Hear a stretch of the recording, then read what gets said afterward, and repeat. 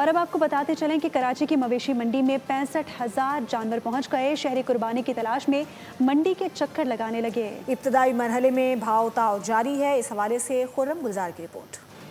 Northern bypass पर कायम मवेशी मंडी में जानवरों की आमद का सिलसिला तेजी से जारी है। जानवरों को तिब्बी मुआयने के बाद दाखिले की इजाजत दी जा रही है। मंडी के जनरल ब्लॉक में मुतादिद जानवरों के सौदे हो गए।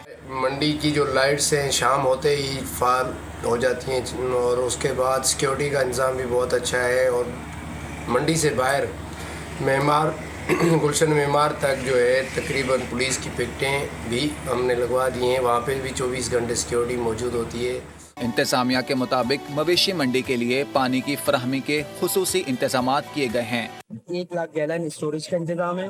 जो बड़ी गाड़ियाँ हमारे ट्राले आके यहाँ पर मुस्तकिल उसको फिलअप करते रहते हैं। सही बात नस्ल है तो इसको हम 4 साल पहले रखते हैं। मवेशी मंडी में गाड़ियों की महफूज पार्किंग के लिए भी 200 एकड़ रकबा मुख्तस किया गया है। खुर्रम गुलजार, बोल न्यूज़, कराची।